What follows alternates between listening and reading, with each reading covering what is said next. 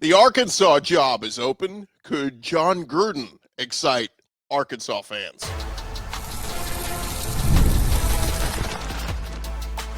You are Locked On SEC, your daily podcast on the Southeastern Conference.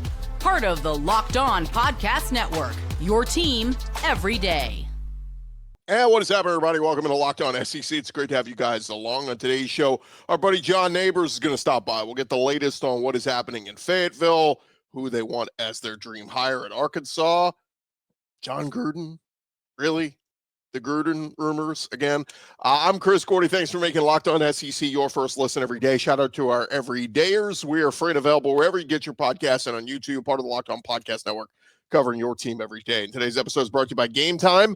Download the Game Time app, create an account, use our code LOCKEDONCollege, get $20 off your first purchase. All right, let's dive into it.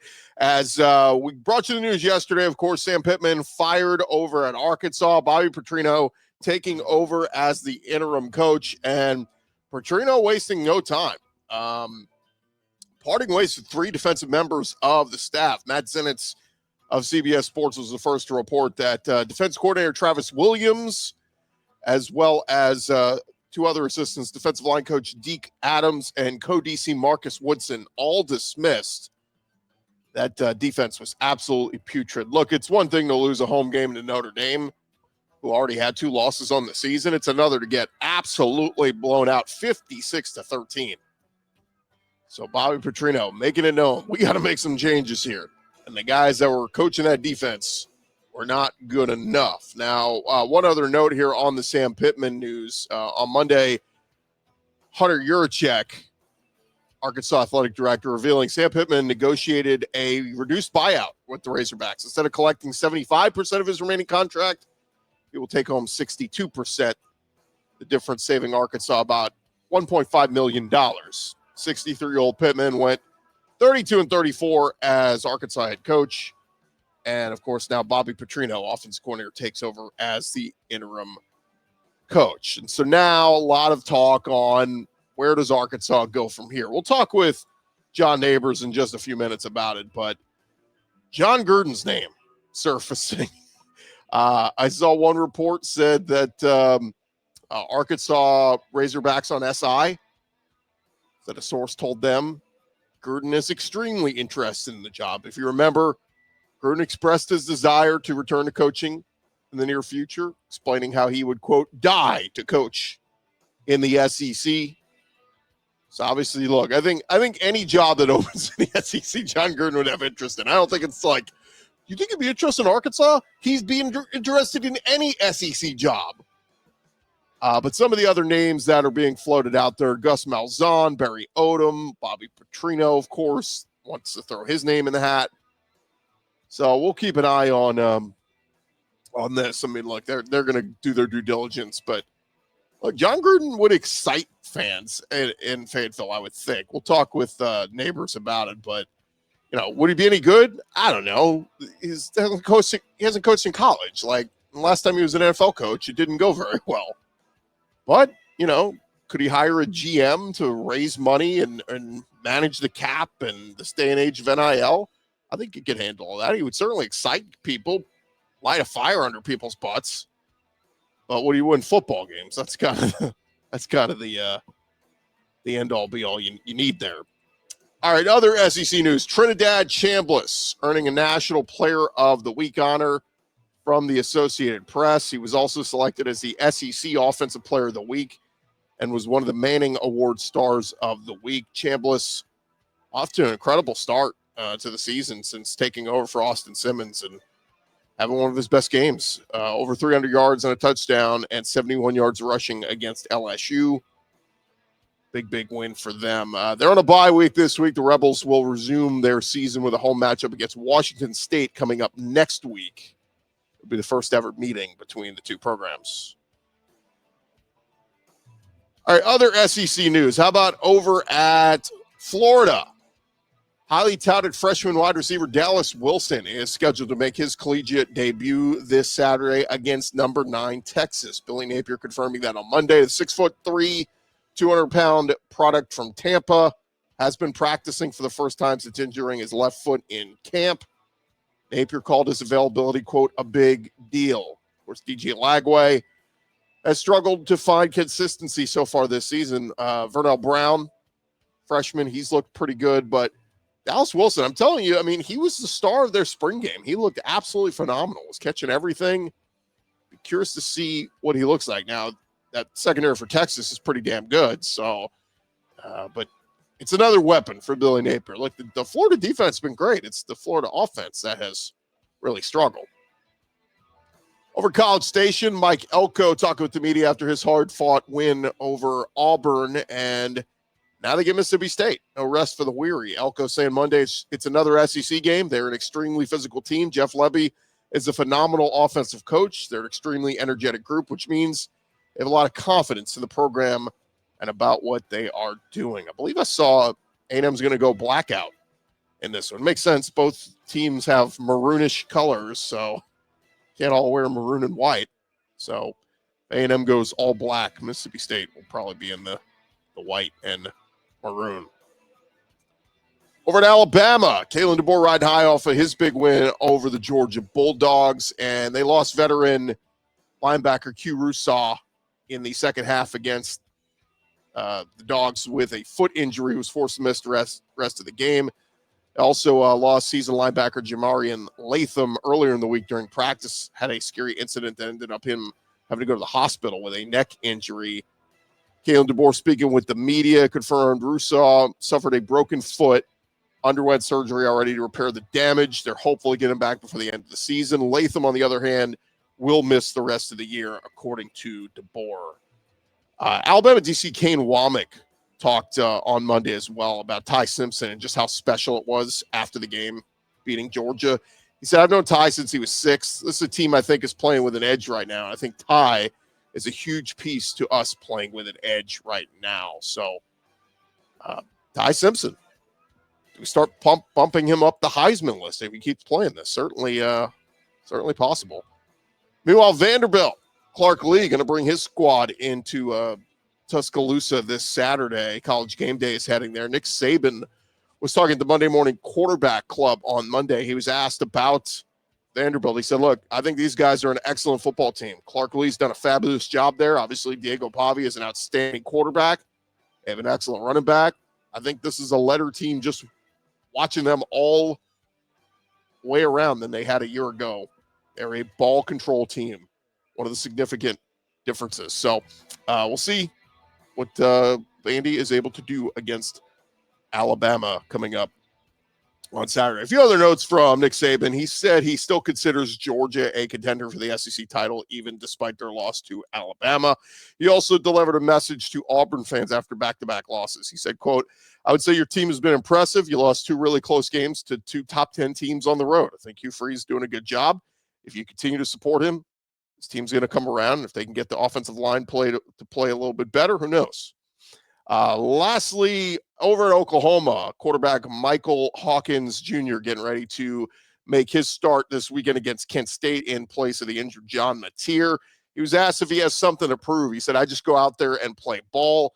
Hawkins says he feels like he's made a lot of improvement from last year, credited OC Ben Arbuckle for his development. Also said quarterback John Mateer has been a huge help for him as well. So there you have it. That's the latest news going on around the conference. All right, coming up next, we'll talk about the Arkansas Razorbacks with our buddy John Nabors from Locked On Razorbacks coming up next.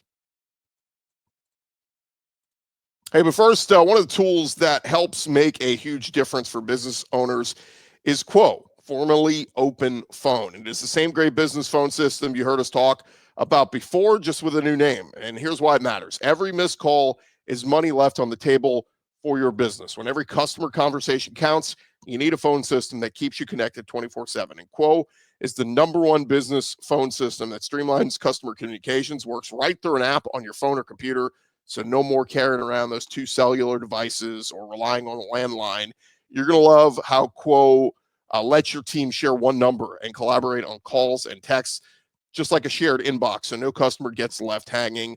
Go see why over 90,000 businesses trust Quo, formerly Open Phone. You can get started for free and get 20% off your first 6 months at QUO.com/LockedOnCollege. That's QUO.com/LockedOnCollege. And if you got existing numbers with another service, Quo will port them over at no charge. Quo, no missed calls, no missed customers. Right along here, Locked On SEC, and pleasure now to be joined by this guy. Feels like when we have John on, it's never about a good thing. It's always something happening over at Arkansas. He's John Nabors, host of Locked On Razorbacks. And John, what's the last 48 hours or so been like for you here with the news of Sam Pittman's firing there? I feel like I'm in a twilight zone. I don't know if it's my my lack of sleep and delirious nature, or if it's just the madness surrounding it. But you say it always seems like it's always something bad. It's like, yeah, because I host the Locked On Razorbacks. That's why it's usually bad stuff that goes on. It feels like. But here's the deal: it's been a crazy 48 hours. It's been wild, and it's just insane that Bobby Petrino is the head coach of the Arkansas Razorbacks once again. I mean, it's just wild stuff. Yeah, it's we'll get to Petrino in a second, but I will say I think it's just with basketball it's been negative, or football it's been negative. When we've had you on to talk basketball, it's been deep tournament runs and a lot of excitement there, so that's fun. But take me back a little bit, because the season, I mean, how this thing started, all the excitement about Taylor Green back and very productive senior quarterback. The offense was humming. I get it. It was Alabama, A&M, and Arkansas State, but like 2 weeks in, I was a little bit optimistic. I'm like, maybe they might play spoiler here. And they played a good offensive game against Ole Miss, the late fumble. I was a little concerned, though, about the defense coming out of the game. I'm like, God, the defense is really bad. But I was still a little optimistic. I'm like, all right, they're going to beat Memphis. We'll see what they can do against Notre Dame. And then the Memphis game happens, and they let that game slip away with the late fumble. And then the Notre Dame game this past weekend, I mean, the absolute wheels fall off. So take me through what were kind of your emotions through the first couple weeks and how this thing unraveled. Well, going into the year, I think myself and everybody was just in wait and see mode, because so many, I'd say the vast majority of Razorback fans felt like Arkansas should have moved on from Sam Pittman after last year.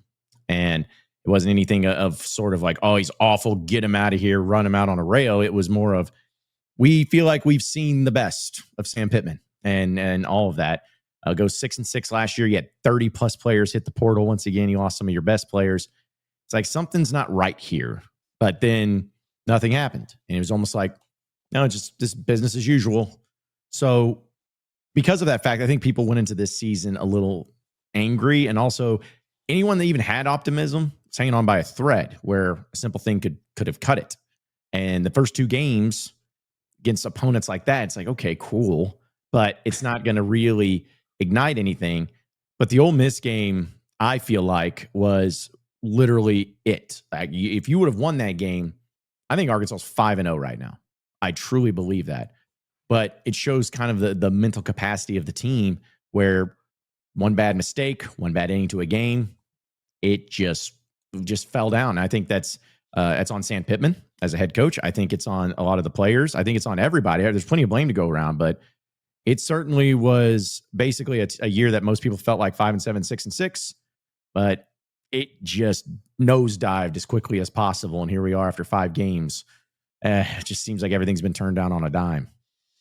Yeah, it's again, like, I remember when Travis Williams was named DC, I was kind of like, okay, I think, we got a chance here. Like, I think he's a bright defensive mind, and maybe this is going to work. And God, this thing just really unraveled. And maybe, it's a combination of the scheme and maybe not having the Jimmies and the Joes on defense this year. But I mean, what went wrong there defensively that this thing got so bad?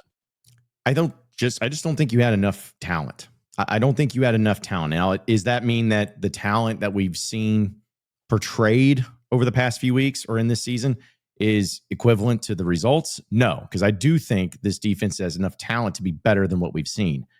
But I believe these are reckless assumptions, but just knowing about the personalities of these coaches and players and everything, it seemed like that with Sam Pittman staying on another year, there really wasn't a whole lot of emphasis putting on the defense as much as it was the offense. It seemed like the offense maybe got more NIL. The offense got more of the attention paid to it. And Bobby Petrino being a more successful head coach than anybody on that team and anybody ever has been, I'm sure there was a lot of ego there, and there was a lot of intimidation maybe for the sake of like, oh, this guy over here thinks he knows better. And there was complete staunch differences of culture and personalities. I just think it was accumulation of so many different things that it was just destined to be a wreck. And the defense was a big part of that. I think that the defensive coaches just didn't feel like, hey, we're not going to get our players. We're not going to retain our players. We're not getting any of the NIL that we need to succeed. So why should we go all in? Why should we go all out? Why should we do all these things, especially when the offense has always been given the benefit of the doubt over us? And I think it really showed. I think it was just a lack of motivation, a lack of effort. It wasn't just Arkansas not having talent. Again, they couldn't tackle. They weren't in good position. They were poorly coached. And the only explanation I can have is just everybody gave up on that side of the ball, players and coaches included, is what it seemed like. One more thing on Pittman. I remember talking to you and even some other people in the offseason when it was announced he was going to have hip surgery and all this, that a lot of people questioned desire. And does he want to do this with his age and all this? And a lot of people thought, okay, maybe he'll just retire and that'll be it. Do you think it was winning the bowl game maybe kind of like, reinvigorated him a little bit and said, hey, I want to try to run this thing out again? I don't think so, man. I mean, he had that hip surgery and he was somebody that was, having to walk around with a cane. And I felt bad for him because he was in a lot of pain. And it just felt like, hey, if you were going to do it, this would be the time. And I don't know. I don't know if we'll ever hear from Sam Pittman on what truly transpired behind the scenes, but you could definitely tell he didn't have the same fire and energy that he did in the early part of his tenure. I think he was set up for failure by the administration. I think the athletic director, Hunter Yurchek, did not set him up for success. And I think Sam Pittman, as great of a guy he is, he's too nice of a guy in the case of not fighting for things, not demanding things from the department, from the AD. And he just kind of just went along with it. And, if it was something that he could have retired, well, if he would have retired, he ain't getting his buyout money. Jimmy Sexton's his agent. He's not going to get that big amount of money. So I'm sure that there was some pressure of like, hey, don't you dare retire right now. You can still get this money if you just wait it out. I think everybody just got in a wait and see game. And Pittman was just saying, hey, I'm gonna do this. They've set me up for not having success. They seem to be okay with me if I go 6-6, but I still want to get this money. So I'm just going to do what I can here and do the best I can. But man, he just looked like he was a guy who was exhausted and was no longer having fun being a head coach. Who will be some of the candidates for the head coaching job at Arkansas? Sky's the limits. First job to open, that big time job that was open. We'll talk more about that next with Jon Nabors. More with Jon Nabors in just a second, but I want to remind you guys about our friends at FanDuel. Of course, we are in the midst of the NFL season, the college season. It is all heating up, and FanDuel still got that offer going that you do not want to miss right now. New customers can bet just $5 and get $300 in bonus bets if you win. That's right. You pick a bet, you put down $5. If it hits, you unlock $300 in bonus bets to use across the app. You're going to love how FanDuel gives you so many ways to play. You can build parlays. You can try player props, even follow the live lines during games. It makes watching football even more exciting when you got a little something extra riding on the action, whether you're a casual fan or you love diving into all the stats. FanDuel makes the game day experience so much better. They got all the big SEC games up there every week as well, in addition to all the Sunday action. What are you waiting for? Visit FanDuel.com. Download the FanDuel app today to get started. That is FanDuel.com. Go take advantage of this great offer. Continue our conversation with Jon Nabors, Locked On Razorbacks. And Jon, as we look at the landscape, let's just start here because Arkansas, man, no rest for the weary. I mean, they get the bye week and then is on the road at top 15 Tennessee. It's home for top 10 Texas A&M. Auburn, we'll see what they look like when you get there. Mississippi State looks like a much better club. And then the back three on the road at LSU, on the road at Texas, and home for Missouri. I've heard some people say that they think this team may not win another game. I say all that to say Bobby Petrino named the interim coach. That's kind of gotten some folks in Hogland excited. So is this very much, how are they going to grade him on the rest of the season given the team's just kind of a mess right now? I mean, he doesn't really have a lot of pressure on him, because if they don't win another game, which let's be honest, it could happen. But if they didn't win another game, I don't think any fan is going to be like, oh, Pittman, we were really upset, but Bobby Petrino's the one that ruined this. Like, no one's going to say that. So it's kind of a way of just going out there free flowing. It's like, what's the worst that they could happen? They give up 50 points a game. Like, I mean, that's why they've been doing that anyways. And that's why the changes have happened in the defensive staff. Everyone's like, man, they fired all the coaches. What's going to happen? He's like, yeah, what's the worst that could happen? They give up a bunch of points and can't play defense because they haven't been doing that anyways. So I think that there's excitement because it's change.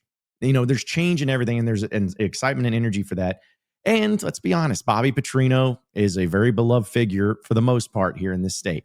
I think the majority, though, of fans, as much as they're about him being the interim, I don't know if they want him to be the permanent head coach just because.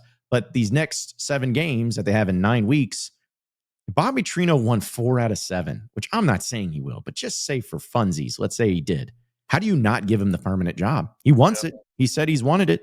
How would you, if he got you to a bowl game after being 2-4, how do you, or 2-3, how do you not give him the job? So you put yourself in quite a pickle, and it's like part of it, he's like, you want to win, you want to succeed, but then at the same time, you're like, but do you want Bobby Petrino to be a long-term answer? Guess we'll see, but he doesn't exactly have an easy path to getting to that point, as you mentioned, with all the teams they play. What do you think changed with him? Because I remember when he took the OC job, I remember hearing rumblings of, he doesn't want to deal with NIL and all this stuff. He just wants to coach football. So it's the perfect job for him. I mean, I guess it's one of those things where a job opens up and you go, you know what? Maybe I do want to be a head coach again. Well, my reckless theory behind this is that Bobby Petrino is a smart guy. He would not want to be a head coach of an SEC school at all if there wasn't some sort of assurance for him. It'd be one thing if he was like, I see that I'm not going to be set up for success. I'm not going to have the NIL. I'm not going to have all this. So I'll just, do my time here for a year and I'll find something else afterwards. But he's wanting the job. He's made it very public that he wants the job. My only guess is that whoever it is, some booster, some donor, have some ideas on who it could be. They've probably have something behind the scenes of saying, hey, Bobby, if you end up being the head coach, I got you. I'm going to take care of you. I wouldn't take care of Pittman, or I didn't have the relationship with Pittman or whatever, but this happens. I got you. And to me, that's the only reason why I think Petrino would want that, is because he sees it. I think it's him being back in Arkansas has got him excited again. I think he sees an opportunity here. And I think he's got some sort of support and backing from, again, whether it's a donor, booster, whoever.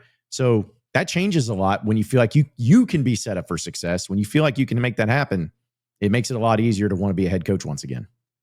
His first order of business yesterday, the reports were he did part ways with Travis Williams, the defense coordinator, D-line coach Deke Adams, and co-DC Marcus Woodson. So get rid of those guys. We'll see if the defense has any improvement at all. New leadership up top. But let's talk about the dream list. Who are some of the names that are being thrown out there? Who do you think is realistic as far as could be the next Hawks head coach? There's so many different ones. I mean, there's so many different names that everyone's going to throw around. I think one that seems to be the one in the middle is almost like you have the extremes. You have the ones that would be really bad or really good or really mysterious or whatever. But it seems like it all comes back to one, Rhett Lashlee. Now, Rhett Lashlee played at Arkansas. He's from Arkansas. He is a Razorback. That's the biggest connection. He's a Gus Malzahn disciple, which we know Gus Malzahn's strong connection to Arkansas. Like all those things together, he's younger. He's made SMU relevant and got him back going again. I think that's a name that's going to get thrown around a lot. I know there's interest, but I also don't know if Rhett wants to do it. I really don't. So that's a name that's going to get thrown around. If you ask Brett Favre, he wants Jon Gruden come to Arkansas, as he tweeted out. So why is Brett Favre sounding off of the Arkansas job? You know what? If you ask Arkansas fans, it's because, he knows something. I mean, he knows something. He must know him. I have no idea. But listen, it could be a guy like, Gus Malzahn's getting thrown around. Been there, done that, man. It's like you want to get turned down for a 5th time by Gus. Like, no, it doesn't need to happen again.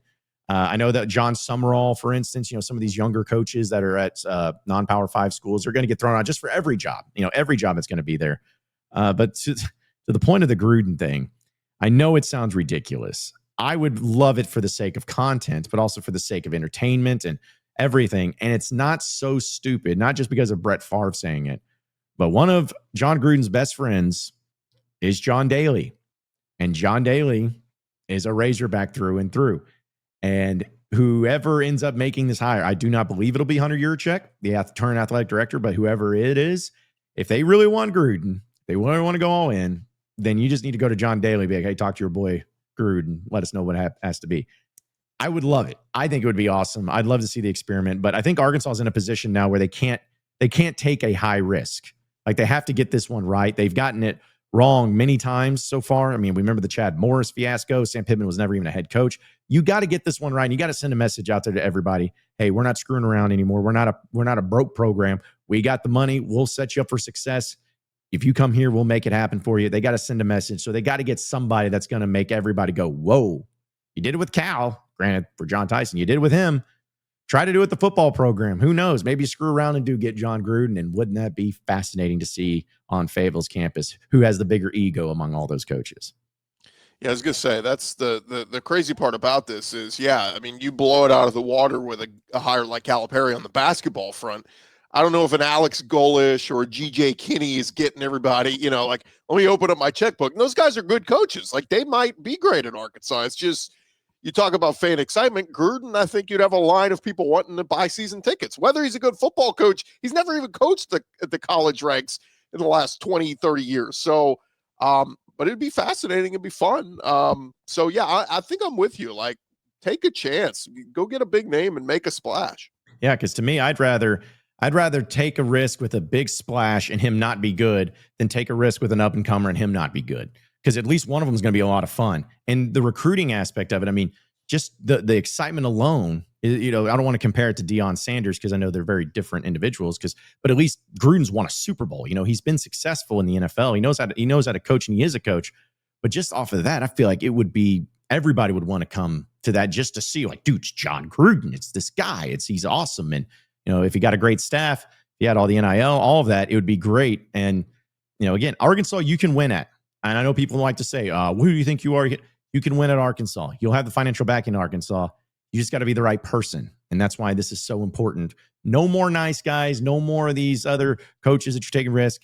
Get somebody in there that's just going to sit down and be like, let's do this thing. I can win a title at Arkansas. You want to have someone who has a big enough ego to say, even I can win a title at Arkansas.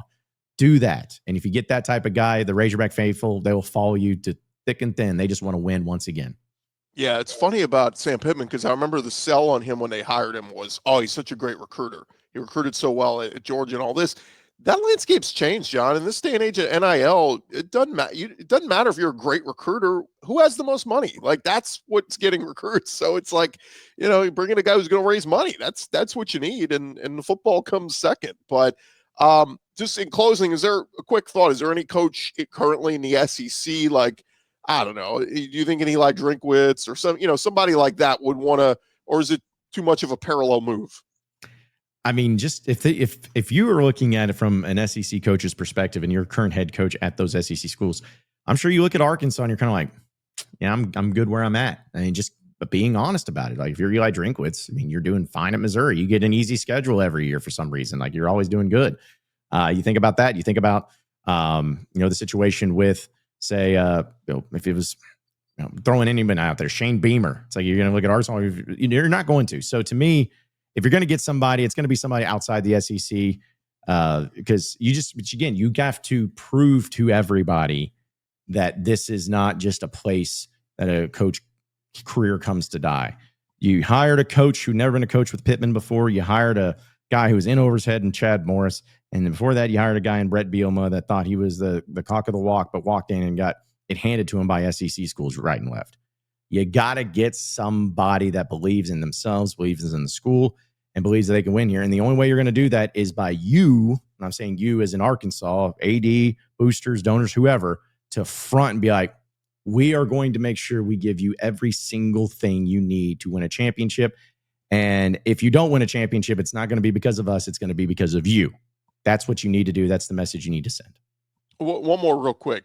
Mike Gundy, I mean, look, he won average over 9 wins a year at Oklahoma State. He said he still wants to coach. He's still got a lot of football left in him.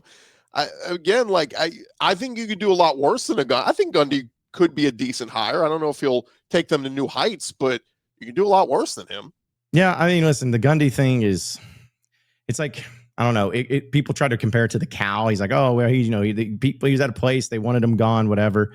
It's like maybe, but are you just is he gonna walk in and still have that energy, still have that fire to go and win a title? And is he gonna do it at Arkansas? And given the circumstances, like, it wouldn't be the worst idea. It wouldn't be the worst coaching hire. I wouldn't be sitting here being like, this is the worst thing ever. But I just feel like you could do different things and do it in a different perspective and have a little bit more success if that was the case by doing somebody else. Obviously things could change from here on, but like if Hunter Yurachek called you right now and said, John, who's the name? What name would you give him? Gruden. I